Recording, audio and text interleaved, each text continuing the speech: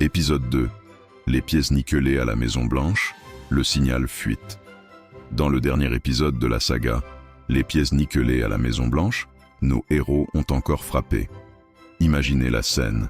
Un groupe de hauts responsables américains, dont le vice-président J.D. Vance et le conseiller à la sécurité nationale Mike Waltz, décident de planifier des frappes militaires secrètes via une application de messagerie. Et quelle application choisissent-ils ? Signal, bien sûr, connu pour sa discrétion. Sauf quand on y invite par mégarde un journaliste. C'est ainsi que Jeffrey Goldberg, rédacteur en chef de The Atlantic, s'est retrouvé parachuté dans une conversation top secrète. Ajouté par erreur par Mike Waltz, notre journaliste a eu accès à des informations aussi sensibles que les cibles, les armes et le calendrier des attaques prévues contre les rebelles Houthis au Yémen. Un vrai scénario digne d'Austin Powers, où l'espion gaffeur dévoile involontairement les plans les plus secrets. Le 15 mars, Pete Hegseth, secrétaire à la Défense, partage allègrement dans le groupe les détails des frappes imminentes.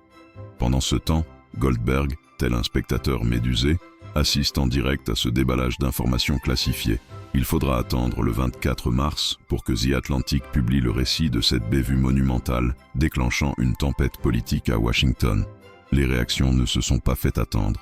Les démocrates, outrés, ont dénoncé une négligence coupable mettant en péril la sécurité nationale. Mais au-delà de la comédie, cette affaire soulève des questions graves sur la gestion de la sécurité informatique au plus haut niveau de l'État. Utiliser une application grand public pour discuter de plans militaires sensibles, c'est un peu comme confier les codes nucléaires à un agent aussi maladroit qu'Austin Powers.